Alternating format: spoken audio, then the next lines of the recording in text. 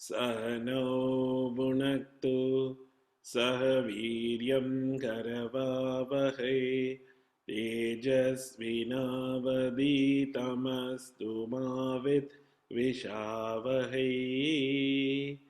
Om Shanti Shanti Shanti.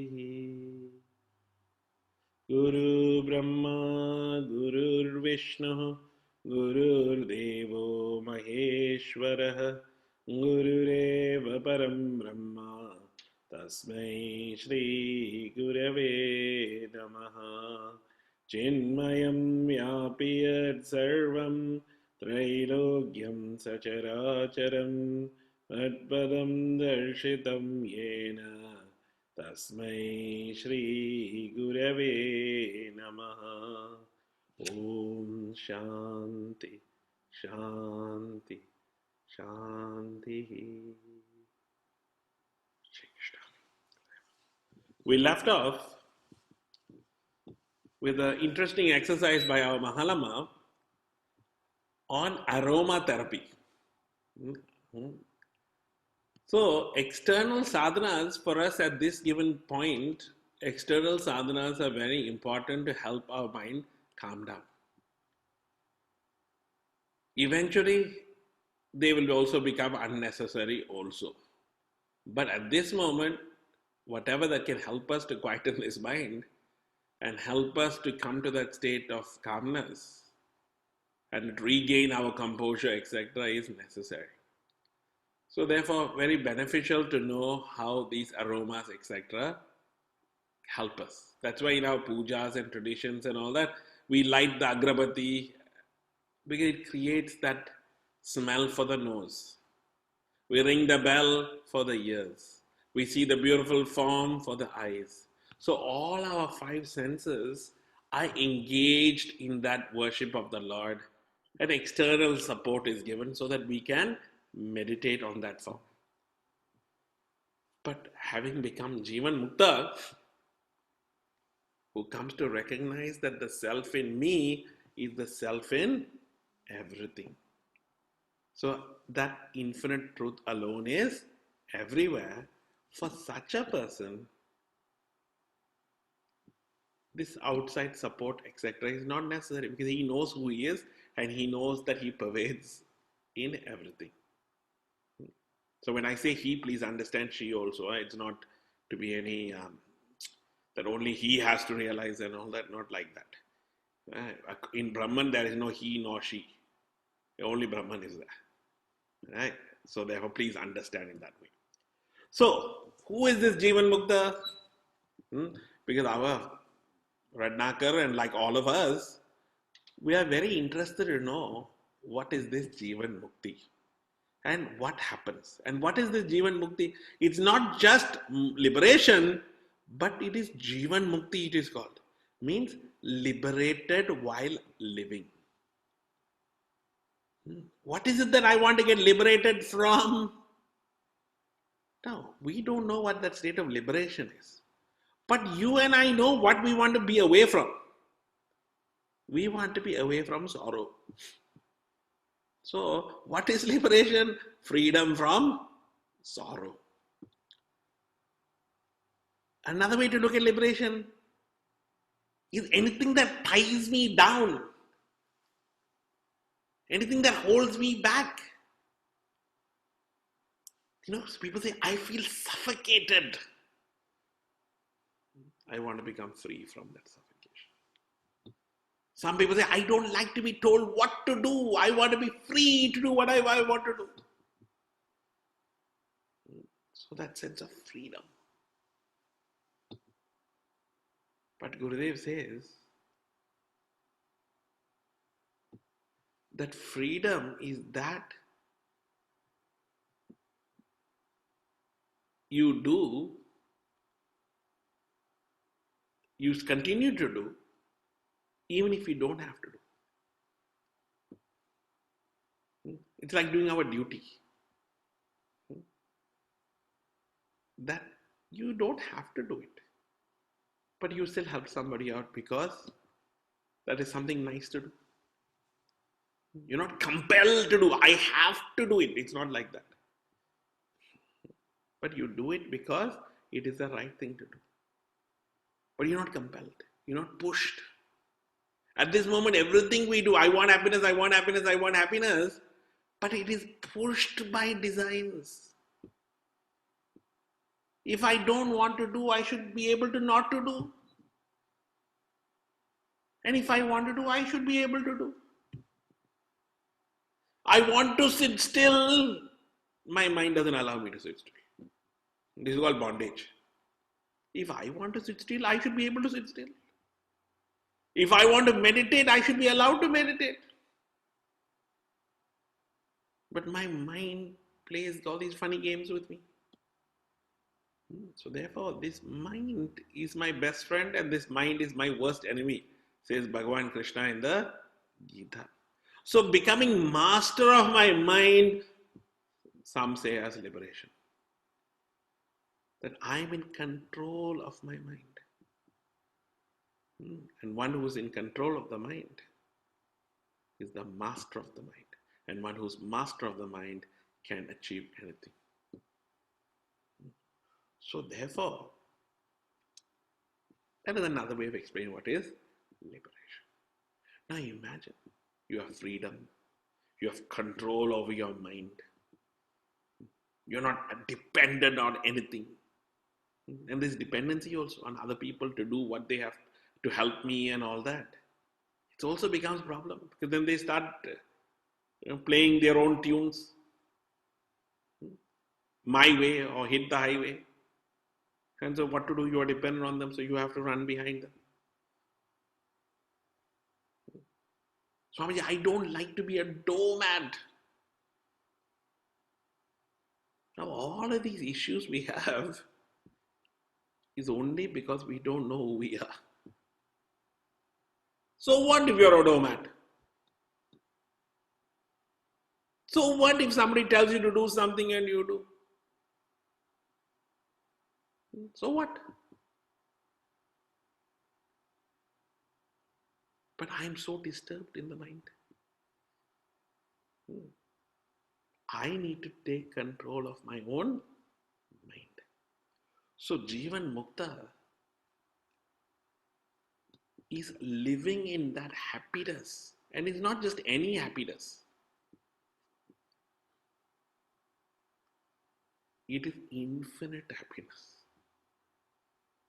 The happiness we gain, the source is the Atma, the self only. In any object we fulfill, fulfill our desires. That happiness we get is only from the source is the Atma only, my true happiness. But how momentary it is. So therefore, one master was asked this question in the Upanishads. Can you quantify this ananda that you talk about? This bliss you talk about, that this Brahmananda, the realized happiness. So the master said, take your happiness that you have gained in this lifetime and then leave the sorrows. Only take the joys that you've got in this lifetime. And then multiply by how many lifetimes you have lived. Now we can safely tell that most of you are very happy with reincarnation because there is enough knowledge about reincarnation. There's enough scientific examples also people are seeing now for many years now. So reincarnation is now part of life. And karma, everybody knows. So therefore, say 10,000 lifetimes we've lived. So this lifetime of joys times 10,000 lifetimes I've lived. Then scripture points out that there are 8.4 million species in this creation. But before we go to 8.4 million species, in human species itself, how many? 4 billion, 5 billion people? I don't know how many billion people. Say 5 billion people. So my choice of this life times 10,000 lifetimes times the number of human population, say 5 billion, times 8.4 million species up to Brahmaloka, down to the most insignificant entity, multiply by that, equals whatever number is compared to a water drop. You know, one of those little droplets you get, water drop. That little water drop. All of that put together is a water drop. And the ocean, say the Pacific Ocean, if we look at it, how big is that ocean? And in that ocean, this water drop, how significant it is. And in that water drop, how significant is your momentary joy of the world. So that at Pacific Ocean, happiness, for comparison's sake, we can say it is far more than that. But that is that ananda that we will get when we realize this truth. Now, staying in that ananda while living, what will be the things that you and I will do? We have to imagine. We have so much imagination of how objects will give me happiness, but imagine how a Jivan Mukta of that infinite happiness, how would that person function in this world? At this moment, I function only out of desire to gain happiness. So everything I do is for happiness. But now this person is functioning not for happiness, he is happiness. So now that he is established in happiness, what will he function? Most of us will say he will not function at all, because we have fulfilled all desires. Because all desires is to be happy. Now once you are happy, there is nothing to do. Swamiji, what will be life? There will be no desire. There will be no success. But if you think in your own life, whenever you felt happy, what is the production value of it, of your actions after that, when you are in that happy mood? And what is your state of production of actions when you are miserable mood? You will find that you are more productive when you are happy. Now, when you are happy, you are ready to serve, and even the big problems of life look so small and you can handle. Now, imagine when you have Brahmananda. How will you function in the world? It is told that one who is Brahman, he is the only one that can really function in this world. And he is the one who can truly live in this world and enjoy life the way it is. Enjoy everything for what it is. When we go to watch a stage play, a few years ago, we had that stage play of Rama, Prince of Power. And there, what a spectacular performance by all of them, all the youngsters, the chicks. But out of them all, that Ravana, what a performance. So I congratulated Rama and Sita and all that. But I congratulate specifically that Ravan. But of course in life, who is going to support Ravan and say, Ravan, what a perfect job you have done of insulting me. Your attempt of insulting me. What a brilliant performance. Oh, that person insulted me, Swamiji. My life is all miserable. We are all going to sorrow only. But yet when you watch a stage performance, how we congratulate that even the villain, that he stirred up the emotion. So a person of that infinite caliber, of that Brahmananda, when he deals with everyone, he looks at each as a masterpiece. Everything is the way it's supposed to. He is not going to be disturbed by it. Only out of happiness he sees everything. But of course, what needs to be changed, uplifted, etc., he will do. But he will appreciate. So therefore now, this Jivan Mukta, liberated while living. Now, no amount of explanation of what is this experience Jivan Mukta is never going to be enough. But this whole text is to indicate who is that Jivan Mukta? How does he live in this world? So that's what we want to know. And so Lahari means waves.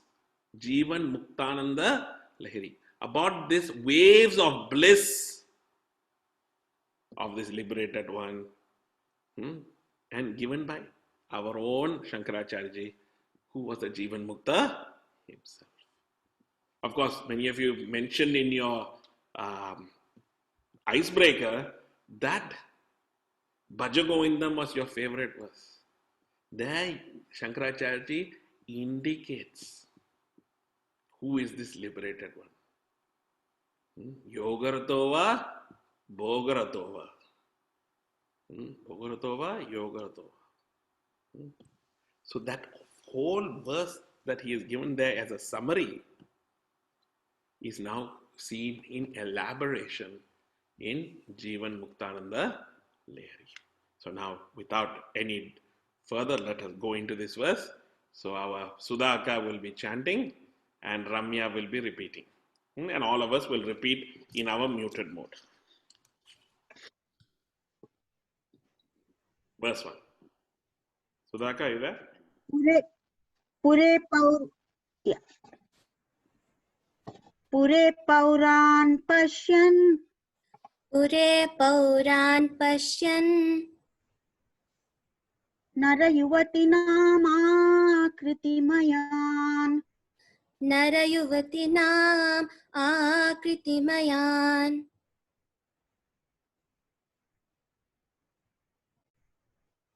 Suveshan Swarna. Suveshan Swarna. Lankarana Kalitam Chitra Sadishan. Lankarana Kalitams Chitra Sadrishan.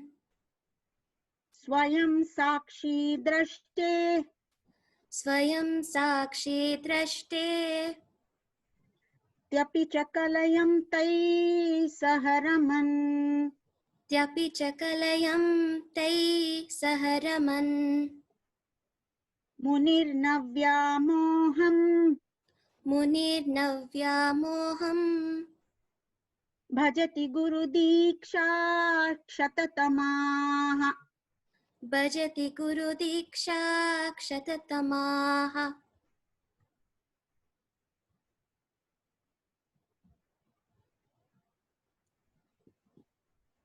Munir Vyamoham Bhajati Guru Diksha Shatatamaha. So what is this? Munir na Vyomoham. So this Muni, who is this Muni? This Jivan Mukta, who is liberated, na Vyamoha, means has no moha. Moha means delusion.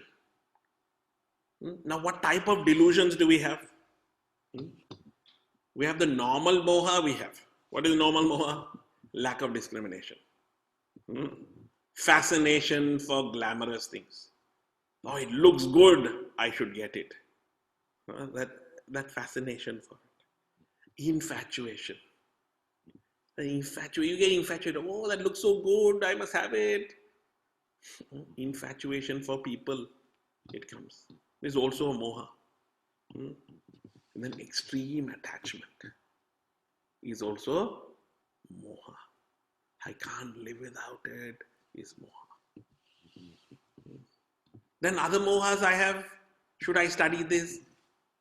Should I eat this? Moha.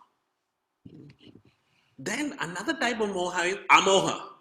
Amoha is, what is my duty? What is my dharma? Many people ask, Swami, what is my dharma? Now, why this question comes? Because we are deluded about, we are attached to something, some notion, some problem. We are not free from our own mind. So we are not able to allow our intellect to know what is our duty.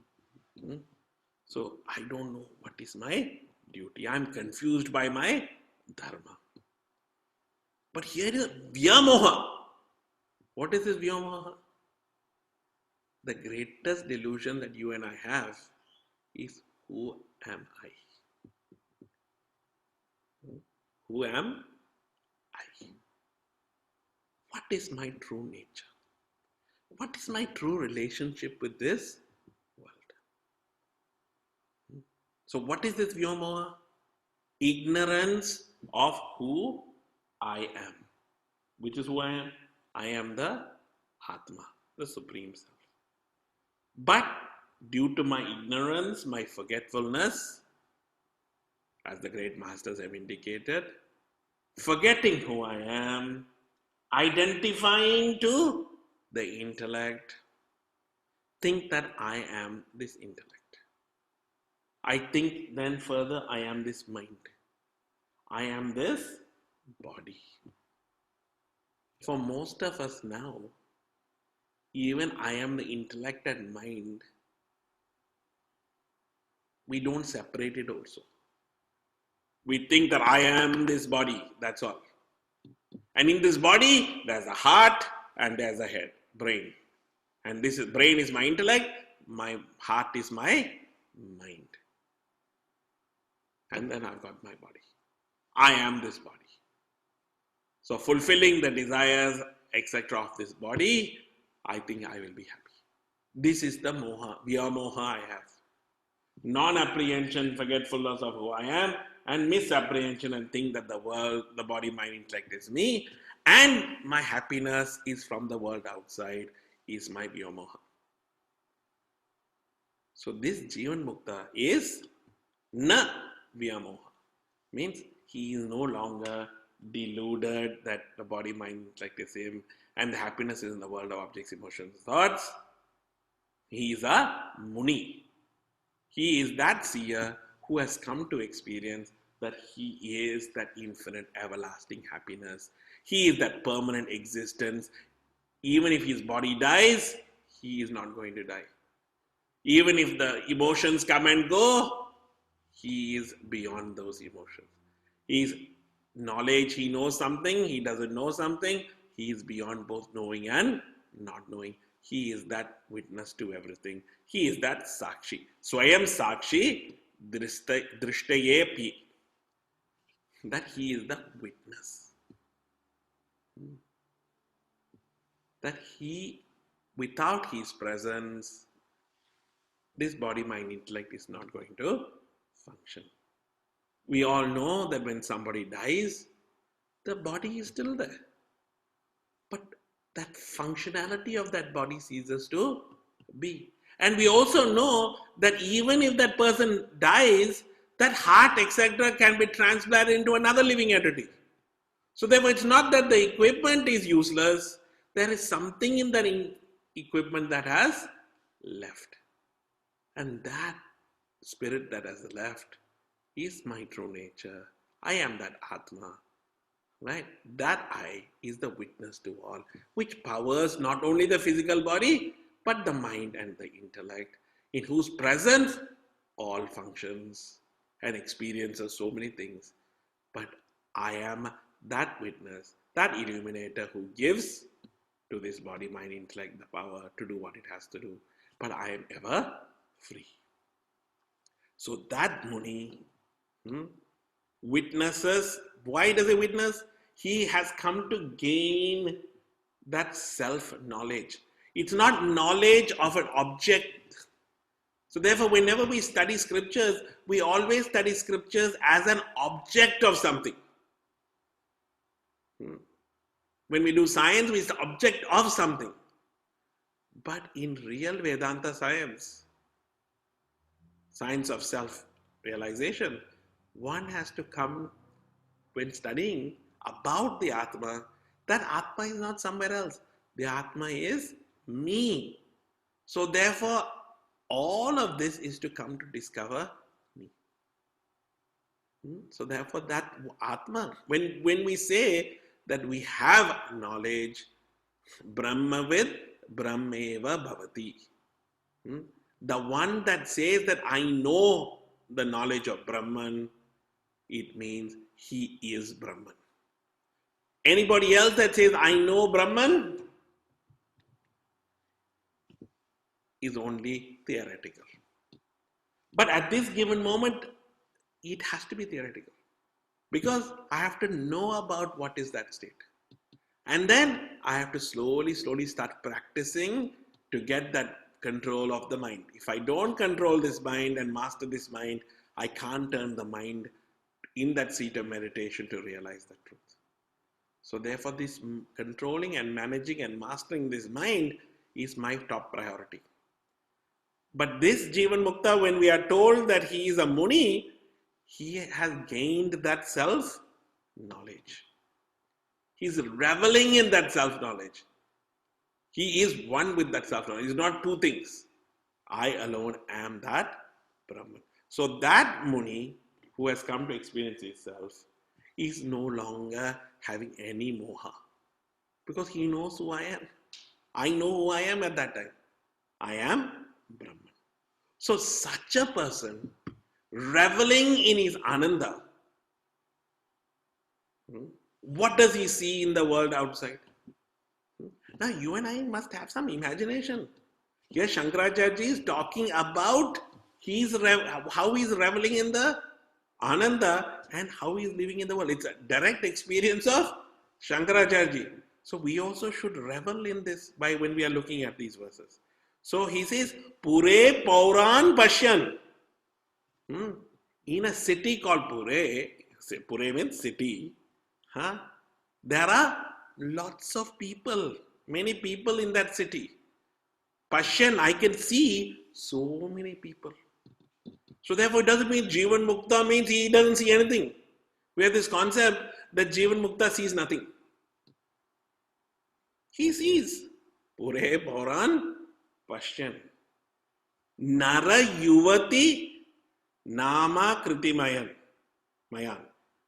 Nara Yuvati. And what does he see? He sees people. It's like, oh, I see people. But I don't know categories and distinctions. But he says, no, I see men, and I see women. Nara and Yuvati. And not only that I see man and woman. I see Sueshan Swarana Lankarana. Sueshan, I see them wearing beautiful clothes. So you can recognize beautiful clothes. And Swarana Lankarana, that they are wearing gold ornaments and jewels.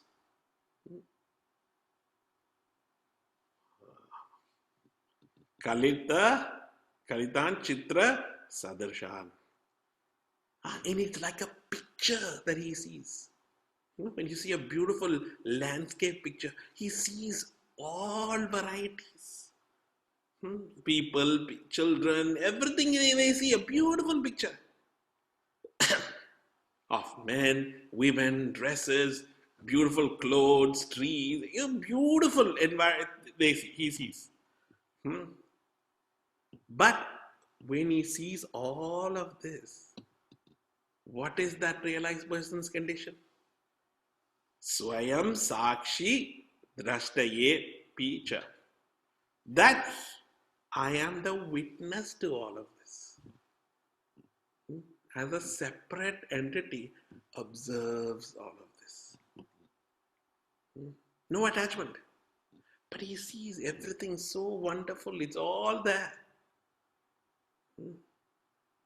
What is our condition when we are looking? We start looking. Nice gold jewelry that person is wearing. Oh, nice sari it is. Where they would have got that sari? And we start imagining where they would have got the sari. And the last time I went to India, that Pothys must have been a good place to buy sari. Or maybe in Liverpool they might have also. I better ask these Liverpool ammas who come, where to buy that sari. Right? And what do most people do when they go to temple also? You think what, big function and festival, what they do? Most of the time they're talking to each other and looking at who's come to and what clothes they're wearing and what the situation is. We're so interested in everything else except God. So here, this Jivan Mukta also recognizes. But the difference between the Jivan Mukta and us is what? We identify and then we start imagining and we start getting attached and we think we must have it and sorrow begins, etc. Jivan Mukta looks at him and he sees a beautiful lady, she's beautiful. He sees a handsome man, he's handsome. Oh, nice clothes, very nice. Has got no attachment to it. He's only a witness to it. It's like if you become a cricket commentator, what will be your example? Think, you will be commenting on everybody, but you are unattached to everything. Because you are not playing there. So therefore, I am a witness to all of this. Because I have got nothing to gain or lose from what I am seeing. Because I am happiness. Satchit Ananda. But you and I, the difference is what? When I'm looking where I can get happiness from. But when he's looking, he's not looking where happiness is going to come from. He's looking with happiness in his heart. So therefore, the sage whose ignorance has been dispelled, how is it dispelled? By realizing that he is true nature. And how did he gain this? Guru Diksha Shatatamaha. And this line, Munir Vyamoham Bhajati Guru Diksha Shatamaha, is repeated in pretty much all the verses to keep reminding us that through the Diksha, the teachings of the Guru and the guidance and the sadhana and all the practices, the clarity in my intellect helps me to gain that devotion in the heart, helps me to purify my vasanas and my attachments and destroy them through seva, karma yoga. It is only by the grace of the Guru and the teachings of the Guru, that Guru who has given to me this knowledge, who has helped me to reach that infinite state. It was only possible by my Guru. So the sage whose ignorance has been dispelled by the teachings of his teacher is never deluded, even though he is living in the city, observing and sporting with the various persons, men and women, who are well dressed, wearing gold ornaments, for he ever remains aware of his own true self, the seer, the witness. It is said that Bujja Gurudev devotees used to come from different countries, etc. Wealthy people also are there as devotees also, and they want to give the Guru something. So they would give Gurudev gold watch, diamond chain. They will give different things to Gurudev. And he will accept it. So somebody started thinking, how much of this gold watch and gold, this diamond chains and all this Gurudev will have in his drawer. So this person went and was serving Gurudev, and the only way to find out these things is to do seva, because then you can get closer. So a person went and looked, and he couldn't find anything. Only one gold watch that Gurudev was wearing, there was that. So then I wondered where Gurudev keeps all this. Anyway, one day, one devotee had come from a different country and gave Gurudev a gold watch. And Gurudev also very happily received it, because he should not disappoint the devotee. He already has a gold watch, why he needs another one? So this person is thinking, why he needs another one? But anyway, Gurudev takes it and then puts it on his hand. And then the other watch he takes off and keeps it on the table. Then satsang was over, that person left who gave the watch. That time one youngster, university student who has now topped his, comes and bows down to Gurudev and says, Gurudev, I finished my university in high class or whatever it is. high marks I got. And Gurudev was so proud of him. He took that gold watch, that spare one, and he gave to that boy. For you. So then only this man understood. Gurudev took that watch because to make that person happy. And then he gave the watch away to this person that he had no attachment to receiving and giving. Because why? He was not deluded by it all. He alone is the source of happiness. That's why Munir Vyomoham Bhajati Guru Dikshata Maha. All right.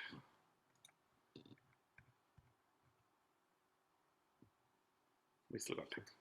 Okay, now let us look at the next verse. Vane vrikshan pashyan वने वृक्षान् पश्यन् dalabharabharan namra sushikhan दलबरबरान् नम्रशुशिखान् ganachayachannan गणच्छायाच्छन्नान् bahulakalakujad dvijaganan बहुलकलकूजद्विजगणान् bhajan ghasre ratrau भजन् गस्रे रात्रौ avanitaltalpaikashayano अवनितलतल्पैकशयनो munirnavyamoham मुनिर्नव्यामोहम् bhajati gurudikshakshatatamaha भजति गुरुदीक्षा शततमाः. So going with that, again we see Munir Vyomoham Bhajati Guru Diksha Shatatamaha. Ramya, can you do me a favor, dear? Can you message Niyati with the login details, please? Sure, Swamiji. Thank you, dear. So, now, before he was in the city and observing all the beautiful things, and it was looking like a beautiful, picture perfect situation. Now this Jivan Mukta comes to the forest. And what does he see in the forest? Vane, in the forest? Vrikshan, many trees he sees. And Dalabhara Bharan Namra Suchigan. What does he see? He sees branches falling over, trees bending over, full of leaves and fruits flourishing. Now imagine, in mango season you go to India and there you see mangoes hanging off the tree, and it doesn't belong to your tree. It belongs to the next door neighbor's tree. And it is hanging sort of close to the fence. What will be your condition?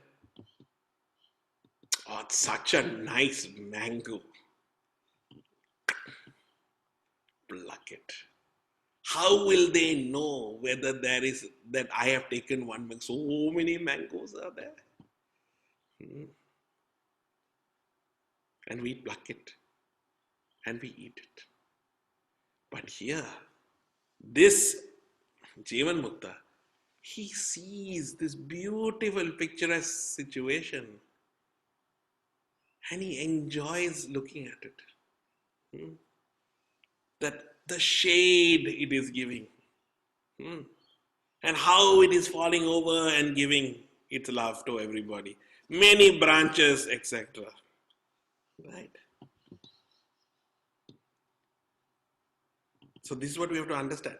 That he sees this forest of so much goodies, but yet he is only a sakshi to it.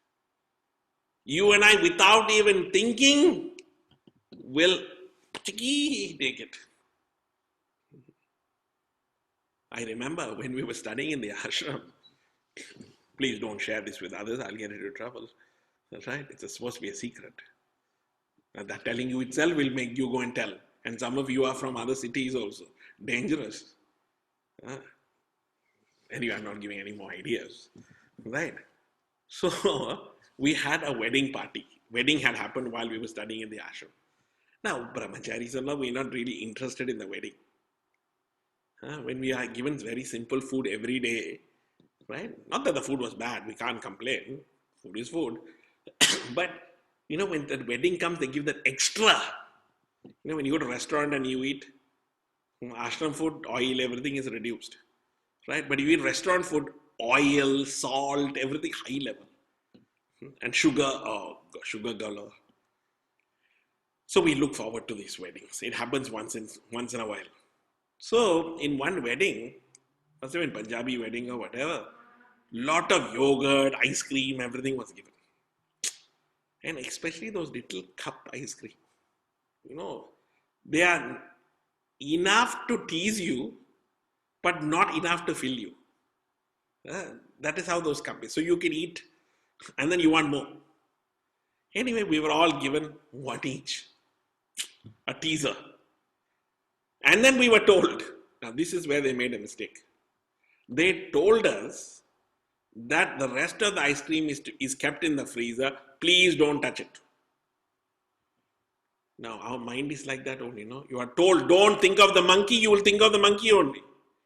Right? So don't think of the ice cream. Ice cream. So anyway, there were some of us who were very self-controlled, so no problem. We witnessed the sadness going past us. Why sadness? Because we were taking the sadness and the joy was going. The ice cream was the joy. It was going. But yet other people were thinking, how will we eat this ice cream? So anyway, at night time, we are all gone to sleep. 11:30 at night. 3 people from 3 levels of where we lived. We had Vivekalaya, and Vivekalaya with 3 floors. Highest floor, 1 person. Second floor, another person. Bottom floor, another person. All 3 of them got up and went to the kitchen and ate all the ice cream. And then, when our Acharya asked the question, how did you eat that ice cream? Right? They were too scared that our Acharya was going to scold. So they went, and the youngest boy of the group, who was most loved by all of us, he said, Swamiji, I was sleeping in my room and I heard the ice cream calling me. Come on, come on, come on. And his name was Anand. I can tell his name. Others I cannot tell. And his name was Anand. Come on, Anand. Come and have some Anand. Come on, come on. And then the same fellow continued saying, the other 2 also heard the same voice. So we all, in our sleep, we came there, Swamiji. And then we don't know how we got the key also. It is as though the ice cream was pulling me.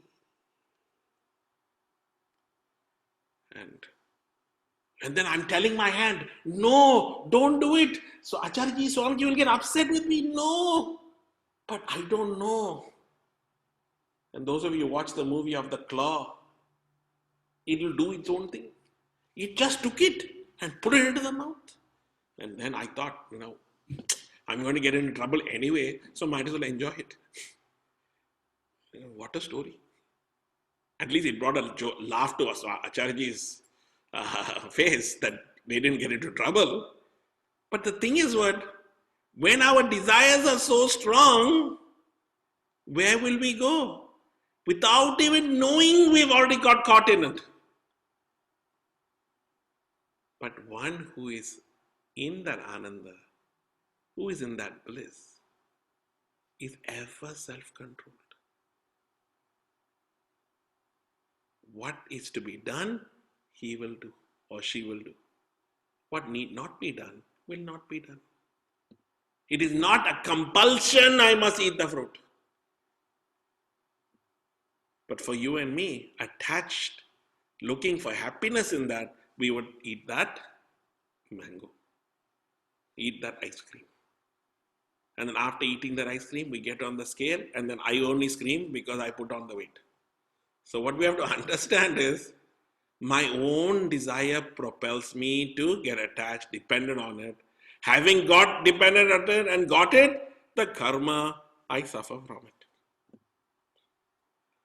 But the Jivan Mukta is ever controlled. He sees the forest of fruits, vegetables, whatever that he sees, he just enjoys it. If it needs to be done, he will do. If it's not, he will not do. But everything done for the welfare of the universe. And he sees everything, he witnesses everything, but never gets disturbed by anything because he is that Ananda, that bliss. So therefore, whether it is in the city, and such glamorous city we go to, it is not. And especially when you go to weddings, it is like a city only.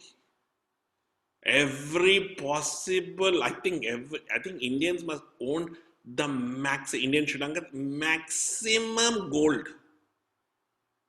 I think if India had all that gold in their coffers, as a totality, I think Indian economy is probably the biggest economy. Richest. But because it is separated into your bank lockers, that you're hidden away your gold and all that, the Indian economy is quite tricky. Right? That's why somebody told, Gurudev told, if everybody, every Amma in the Chinmaya mission gives one gold ornament to the mission will never need to ask donation again from anybody. So that many Ammas are available and that much gold is available. Right? So therefore, but what we have to understand is that this Jivan Mukta, seeing all of these glitter and attractions, whether it is in the forest, whether it is in the city, whether listening to the beautiful birds chirping away and the different colors, or in the city listening to all the beautiful singers, our beautiful nightingales that sing, right? He witnesses them all, but never disturbed by it, sees it as a beautiful scenery, witnessing it, enjoys it, because he's enjoying himself, his happiness itself, he sees everything as joy. And then at night time when it comes, he sleeps on the floor. In the background, he sleeps. Not that, Swamiji, I cannot sleep anywhere except my house. In my bed when I sleep, I feel like sleeping. Otherwise, other places I cannot sleep at all. But this Jivan Mukta can sleep in the city, he can sleep on the background in the forest also. Because why? He is not attached to wherever he has to sleep. Wherever, whatever he gets, he cheerfully accepts it. Because neither is it going to disturb him, take away his happiness, neither is it going to increase his happiness. In Gita, the explanation given is like a big ocean, millions or thousands of rivers flow into the ocean, but you don't see the ocean overflowing. Just like that, many things will come and many things will go from that Jivan Mukta, but Jivan Mukta is ever full in that Ananda. All right. Then this Jivan Mukta is invited to a palace. So what happens to that Jivan Mukta when he is invited to the palace of the king? Which we shall see in the next session.